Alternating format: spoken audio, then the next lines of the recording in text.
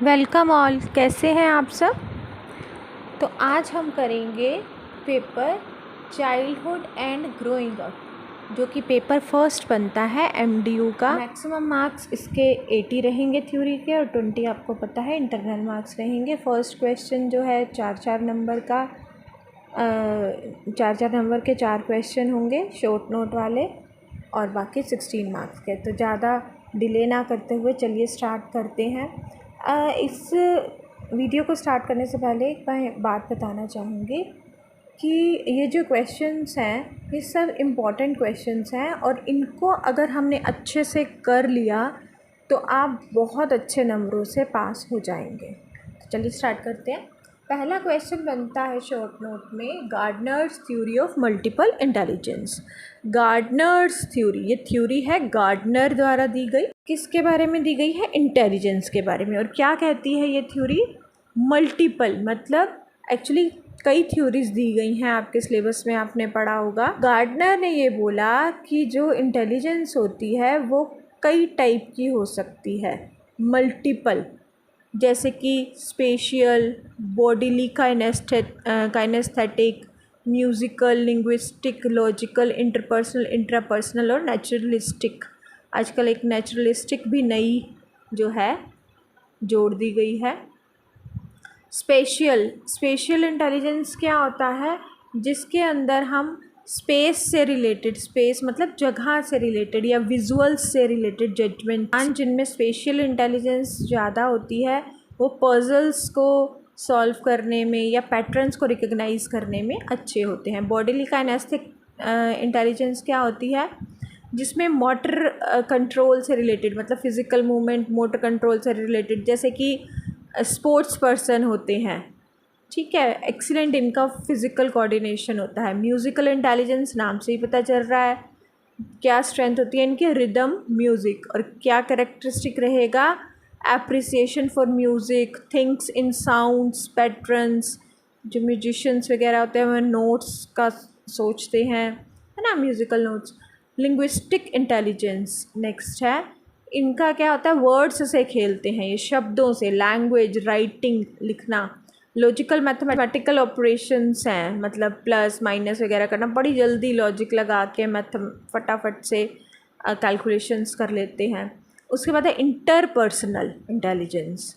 ऐसे लोग क्या है, दूसरों से रिलेशन बिल्डअप करने में या दूसरे क्या कहना चाह रहे हैं उस चीज़ में बड़े तेज़ होते हैं। इंटरपर्सनल इंटेलिजेंस कहलाती है ये इस टाइप की इंटेलिजेंस। इंटरपर्सनल इंटेलिजेंस क्या होती है कि खुद का इंट्रोस्पेक्शन करना, मतलब अपने अंदर झांक के देखना, खुद को समझना, ठीक है। मतलब जैसे अरिस्टोटल थे ना, अरस्तु, खुद को समझने के माहिर माने जाते थे, तो इंट्रापर्सनल इंटेलिजेंस। उसके बाद हमारा आता है नेचुरलिस्टिक इंटेलिजेंस। इसमें क्या है, हमारे आसपास जो भी नेचर है उसके साथ, मतलब उसको समझना, उसके साथ अपना रिलेशनशिप, जैसे जो भी हमारी फ्लोरा और फोना है। फ्लोरा फोना क्या होते हैं? फ्लोरा होती है हमारी जो भी वेजिटेशन है, वनस्पति हैं, पेड़ पौधे, और फोना मतलब हमारी जो एनिमल्स वगैरह जो भी लिविंग बीइंग्स हैं उनको देखना, समझना। इस टाइप के लोग आप इंटरेस्टेड आपको मिलेंगे बॉटनी, बायोलॉजी, ज़ूलॉजी पढ़ने में, नेचर को अप्रिशिएट करने में। इनको गार्डनिंग में इन लोग का बहुत इंटरेस्ट होगा, कैंपिंग वगैरह करते आपको मिल जाएंगे। तो ये डिफरेंट टाइप के जो है इंटेलिजेंस थी, ठीक है। उसके बाद ये बड़ा क्वेश्चन भी आ जाए तो इसको आप बना के आराम से लिख सकते हैं, कोई ऐसी दिक्कत नहीं है, बस कंसेप्ट क्लियर होना चाहिए। नेक्स्ट टॉपिक हमारा बनता है concept of growth and maturation. Growth refers to change in size and complexity of tissue composition. Means growth में साइज़ बढ़ता है, हम बड़े हो रहे हैं, लंबे हो रहे हैं, ठीक है। मैच्योरेशन में क्या होता है? Progressive achievement of adult status. Means हम एडल्ट हो गए हैं, मतलब एक डेफिनेट स्टेज होती है मैच्योरेशन। जैसे 35 साल तक हम लगा लेते हैं, या जनरली 25 साल तक हम मैच्योर हो गए हैं, वो 35 तक चलती रहती है। और थोड़ी बहुत, जो मैं आपको हमेशा कहती हूँ, इंडिविजुअल डिफरेंसेस हमेशा हर एक में होते हैं। जो ग्रोथ होती है वो उसमें फिज़िकल एस्पेक्ट ज़्यादा हम देखने को मिलता है। मैचुरेशन में ज़्यादा मेंटल, मतलब मेंटली कोई कितना ज़्यादा परिपक्व हो गया है। फिज़िकल एस्पेक्ट भी होता है लेकिन ज़्यादा। कोहलबर्ग की थ्योरी है जो मॉरल डेवलपमेंट की, ये बताती है कि हमारे अंदर, इंसानों के अंदर नैतिकता का विकास कैसे होता है। मतलब डिफरेंट सिचुएशंस आती हैं तो हम किस तरीके से कौन सा डिसीजन लेना है, ये हमारी नैतिकता का विकास कैसे होता है, कोहलबर्ग की थ्योरी बताती है। इसके अंदर 3 लेवल हैं, प्री कन्वेंशनल, कन्वेंशनल और पोस्ट कन्वेंशनल। तो प्री कन्वेंशनल के अंदर भी 2 स्टेज हैं, कन्वेंशनल के अंदर भी 2 और पोस्ट कन्वेंशनल के अंदर भी 2 स्टेजेस हैं। तो टोटल मिला के 6 स्टेजेस हो गई। प्री कन्वेंशनल के अंदर 2 स्टेजेस हैं। पहली है अवॉइडिंग पनिशमेंट। इसका मतलब है कि हमें कोई भी गलत काम इसलिए नहीं करना चाहिए क्योंकि हमें पनिशमेंट मिलेगी। तो छोटा बच्चा जो होता है उसको लगता है कि हम ये काम करेंगे तो हमें डांट पड़ेगी या पनिशमेंट मिलेगी। दूसरा होता है अवॉइडिंग पनिशमेंट के बाद सेल्फ़ इंटरेस्ट, मतलब अगर कुछ हम अच्छा काम करेंगे तो मम्मा तारीफ़ करेंगी या टॉफ़ी देंगी, है ना, तो ये रिवॉर्ड के लिए। तो ये जो थी प्री कन्वेंशनल की स्टेजेस। उसके बाद आता है हमारा कन्वेंशनल लेवल। इसके अंदर भी 2 स्टेजेस हैं। Good boy attitude, good boy good girl means जो भी गुड बिहेवियर है ये हमारे को सोशल एक्सपेक्टेशंस और रोल्स के हिसाब से करना होता है। उसके बाद हमारा है कन्वेंशनल के अंदर लॉ, ऑर्डर एंड मोरालिटी।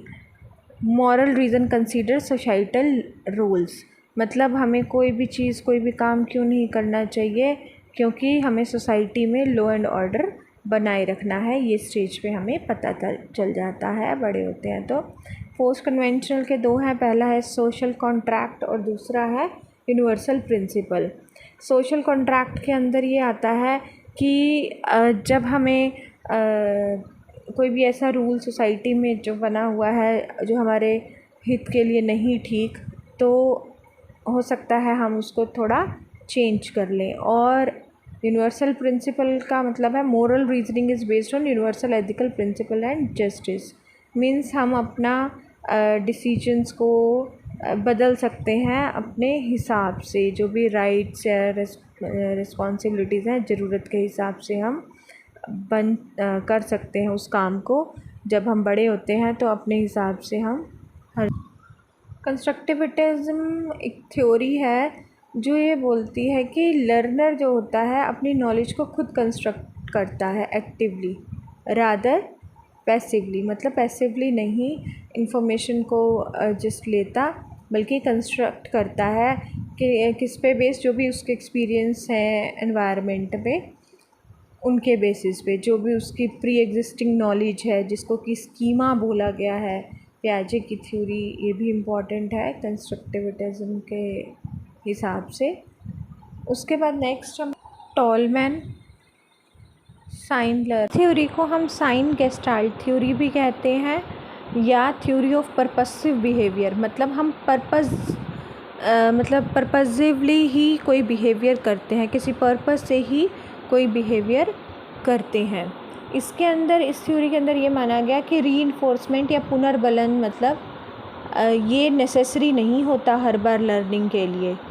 और ये थ्योरी जो है एज ए होल सारे कंसेप्ट को एज ए होल समझने पर बल देती है। क्रिएटिविटी क्या होती है? क्रिएटिविटी वर्ड बना है क्रियो वर्ड से।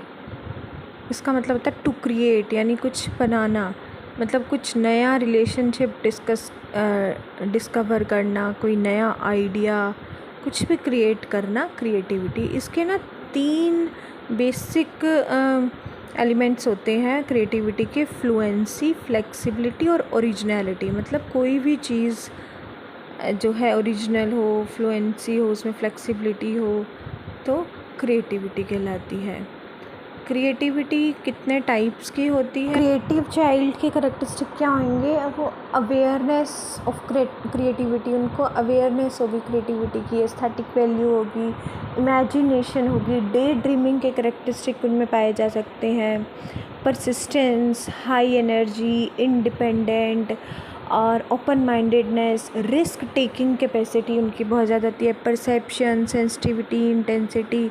तो ये कुछ एक करैक्टरिस्टिक हो सकते हैं।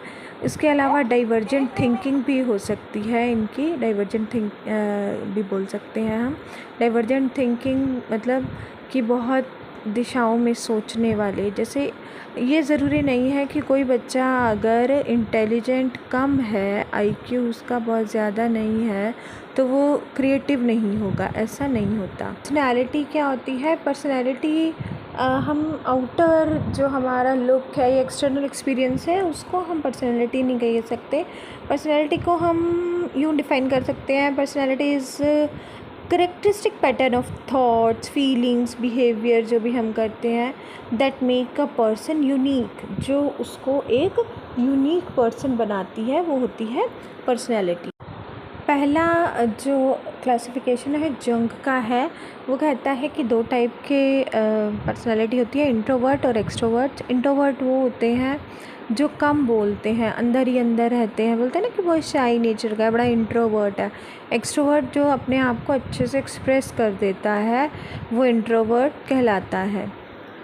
इसके अलावा भी एक पर्सनालिटी टाइप हो सकती है एम्बीवर्ट। एम्बी मतलब दोनों, मतलब वो पर्सन हुआ neither completely introvert nor completely extrovert, तो उनको बोलते हैं, दोनों की करैक्टरिस्टिक को एम्बीवर्ट। इसके अलावा भी और टाइप्स में बांटा गया है पर्सनैलिटी को, जैसे कि फ़िज़िकल फीचर्स या फिर साइकोलॉजिकल करैक्टरिस्टिक के बेसिस पर। उसके बाद नेक्स्ट आता है define the characteristic of slow learner. Slow learner कौन होते हैं? जो धीरे धीरे सीखते हैं। क्या करैक्टरिस्टिक होंगे? धीरे धीरे लिखना, धीरे धीरे इनको समझ आता है, उनका काम अक्सर पिछड़ा रहता है, वो एडजस्टमेंट में दिक्कत होती है, तो ये आप बनाकर भी लिख सकते हैं स्लो लर्नर का। डिसलेक्सिक क्या होते हैं? जिनको पढ़ने में दिक्कत हो। नेक्स्ट हमारा आता है define socially deprived girls. Socially deprived मतलब जो सोसाइटी में वंचित है किसी अधिकार से, वो हमारी होंगी socially deprived girls. Group dynamics क्या होता है? स्टडी और use of processes involve when people in A group interact, मतलब एक ग्रुप में पीपल कैसे इंटरैक्ट करते हैं, उसकी स्टडी जो है ग्रुप डायनेमिक होती है, कि एक बंदा एक ग्रुप में कैसे इंटरैक्ट कर रहा है, तो ग्रुप डायनेमिक। इसके बाद हमारी नेक्स्ट यूनिट में आता है पहला question, what do you mean by growth development.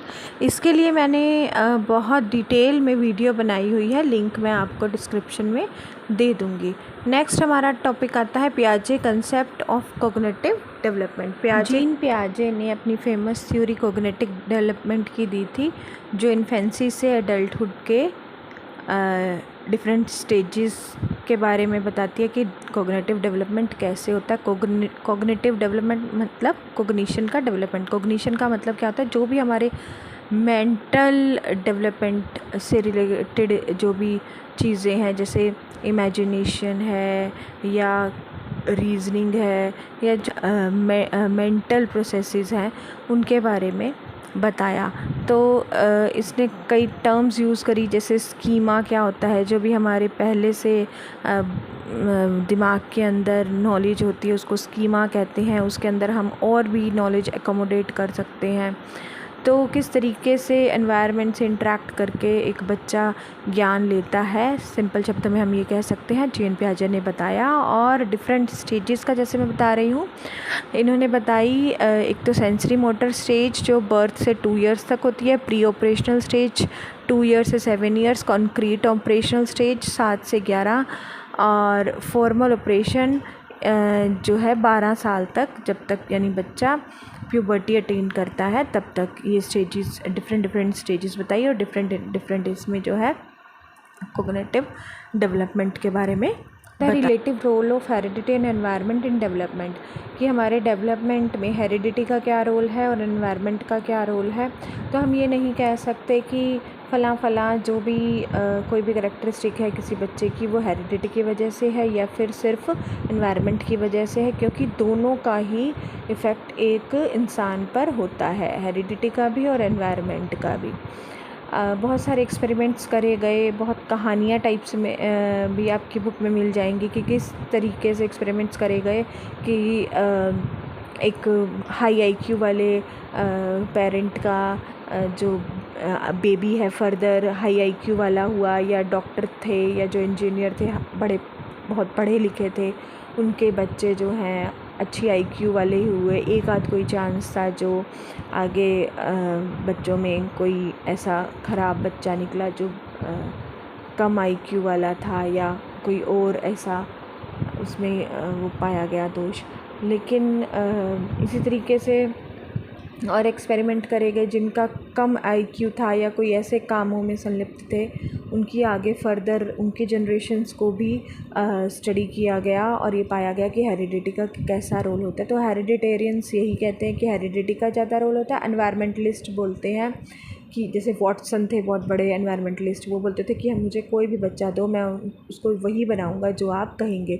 वो ये बोलते थे कि एनवायरनमेंट का कितना ज़्यादा रोल होता है एक बच्चे के डेवलपमेंट पे। तो हम इस क्वेश्चन में यही लिखेंगे कि दोनों का रोल होता है, हेरिडिटी का भी एनवायरनमेंट का भी। कोई भी बच्चा बड़ा होता है उसमें दोनों का ही महत्वपूर्ण रोल होता है। उसके बाद नेक्स्ट क्वेश्चन आता है, describe impact of media on growing children and adolescent. तो इम्पैक्ट में आप जो है सारा बताएंगे कि ये किस तरीके से पॉजिटिव और नेगेटिव वाला है, और हर उसका बताएंगे, जैसे इंटरनेट से लेकर मैगज़ीन, न्यूज़पेपर, जो भी आपको लगते हैं, टेलीविज़न वगैरह। वैसे तो मोबाइल का आप लिखना चाहें तो मेरे ख्याल से 10 पेजेस भर देंगे। तो हर चीज़ के देखो पॉजिटिव मतलब यूज़ की चीज़ भी होती है ये सब, और मिसयूज़ की भी होती है। ओवर यूज़ या मिसयूज़ करेंगे तो अब नेचुरल सी बात है, उस चीज़ के हमें परिणाम भी भुगतने पड़ेंगे। तो हम बता सकते हैं कि कैसे अप टू डेट रखते हैं, इंफॉर्मेशन देते हैं, ओवरऑल डेवलपमेंट में हेल्प करते हैं, पढ़ाई में किस तरीके, ये तो सब आप लिख सकते हैं। और किस तरीके से एडोलेसेंट पे इनका पड़ रहा है ये भी आप आराम से लिख सकते हैं। इंडिविजुअल डिफरेंस वाला क्वेश्चन मैंने पहले भी आपको वीडियो में बताया हुआ कि इंडिविजुअल डिफरेंसेस हम सब जो हैं अलग होते हैं, चाहे हम आइडेंटिकल ट्विंस भी हों, हम सबकी स्किल्स में, एबिलिटीज़ में फ़र्क होता है। कोई भी एक इंसान इस दुनिया में दूसरे के जैसा नहीं हो सकता। ये दो तरह के इंडिविजुअल डिफरेंसेस हो सकते हैं, एक्वायर्ड भी हो सकते हैं, मतलब जो हमने एक्वायर किए हैं, प्राप्त किए हैं, या इनहेरिटेड जो हमने लिए हैं, हमारे जीन्स से या हेरिडिटी से हमारे अंदर आए हैं।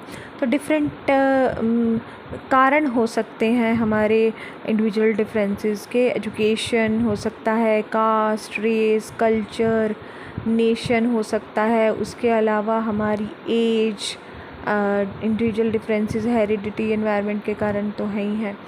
तो ये सारा आप इंडिविजुअल डिफरेंसेस में लिखेंगे। अब पर्सनालिटी को मेजर कैसे करते हैं या असेस कैसे करते हैं, डिफरेंट टाइप्स हो सकती हैं, जैसे सब्जेक्टिव टेक्निक्स हो सकती हैं, ऑब्जेक्टिव टेक्निक्स हो सकती हैं, प्रोजेक्टिव हो सकती हैं, साइको एनालिटिक हो सकती है। सब्जेक्टिव टेक्निक्स में हम अपनी फीलिंग्स वगैरह को, हम क्या चाह रहे हैं आंसर के अंदर, ये इस टाइप की टेक्निक्स होती हैं। ऑब्जेक्टिव टेक्निक्स में होता है कि जो बिल्कुल टू द पॉइंट आंसर होते हैं, जिनमें ऑब्जेक्टिविटी होती है, इस टाइप की टेक्निक्स हो सकती हैं, जैसे मल्टीपल चॉइस क्वेश्चन या इस टाइप के। प्रोजेक्टिव टेक्निक्स क्या होती हैं, जिनके अंदर मन के अंदर का जो है प्रोजेक्शन बाहर आके हमें प्राप्त होता है। जैसे कि मान लीजिए एक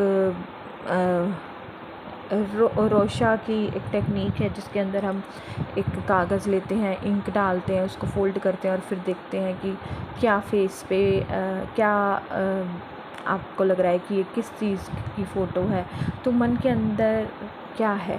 इसी तरीके से आपने कई बार इंटरनेट पे भी देखा होगा कि आपको पहले क्या दिखाई दिया, उससे पर्सनैलिटी असेस करते हैं। तो ये प्रोजेक्टिव टाइप की टेक्निक्स है।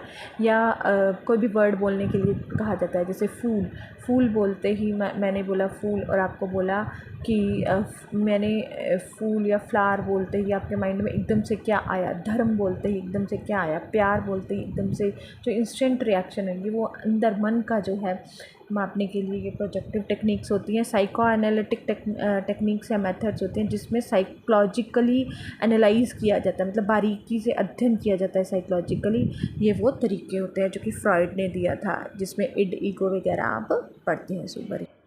इसके बाद कुछ एक क्वेश्चन बचे हैं जो हम नेक्स्ट वीडियो में पार्ट 2 में डिस्कस करेंगे।